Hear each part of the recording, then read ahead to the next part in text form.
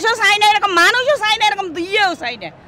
এগুলো কি অনুপযোগী হয়ে গেছে ঢাকা শহর বসবাস করা। 5 বছর 10 বছর 15 বছর পর সরকারের পরিবর্তন হয়েছে, কিন্তু জনগণের কি ফায়দা হয়েছে? জনগণ তো আরো ক্ষতিগ্রস্ত হইতাছে। তো ভোগান্তিতে আপনি দেখতেছেন না আমরা কি পরিস্থিতিতে স্বীকার করতেছি, এটা আবার বলার কি আছে?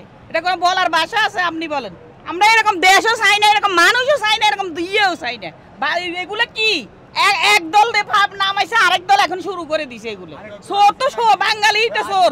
রাজীব মির্ফা আপনি প্র্যাকটিক্যাল পরিস্থিতি দেখতেছেন না আমরা কি পরিস্থিতিতে পড়ছি। যেই দলই হোক জনগণের ভোগান্তি করে আসলে এই ধরনের রাজনীতি আসলে সাধারণ জনগণ পছন্দ করে না।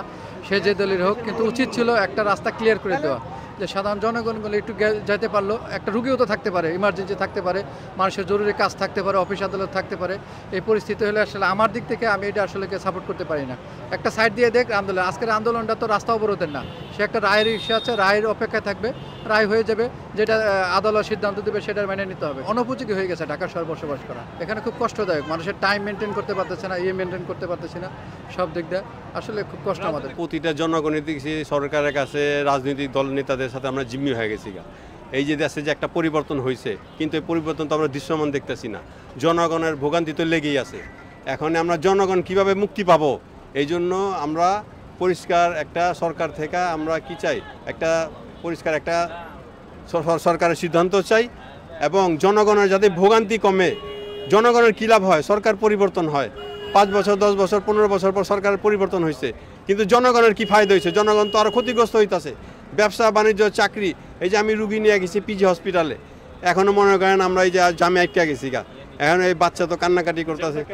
জ্যামটা হইতেছে রাজনীতিবিদদের যে আপনার নিয়মতান্ত্রিকভাবে যে আন্দোলন তারা করতে পারতেছে না। এইভাবে যদি তারা রাজনীতি করে তাহলে জনগণ তো তাদেরকে সাপোর্ট করবে না। আমরা অনেক ভোগান্তির ভিতরে আছি ভাই, যে রাস্তাঘাট বন্ধ, আমরা টিপ মারতে পারি না, যাত্রীগো সমস্যা, আর গরম বেশি, অতিরিক্ত গরমের ভিতরে ভাই এক জায়গায় বেশি বসেও থাকা যায় না। এই ঈদে জামা জুতো অ্যাক্সেসরিজের ডিসকাউন্ট। এখন এই মাত্র আমি কোনো কথা বলতে পারি না, কি কারণ আমরা হলো গরিব মানুষ, খেটে খাওয়া মানুষ। যেভাবে আমরা যে সরকারে আসুক, যে আমরা ভালো চালাবে আমাদেরকে, তাহলে আমাদের একটু পক্ষে সুবিধা হয়। এই যে রাস্তাঘাট বন্ধ, এটা ভোগান্তি আমাদের। আমরা তো গাড়ি জমা দিই, 1200 টাকা জমা দিয়ে চলে দিয়েছি গাড়ি, এখন তো জমা উঠাতে পারি না। মাত্র মনে করেন যে 500 টাকা ভাড়া মারছে, আর এই যে মানুষজন সব নামে যেতেছে, আর কোনো যাত্রী পাওয়া যেতেছে না। আমাদের কাছে নিরাপত্তাটাই সবচেয়ে মেইন।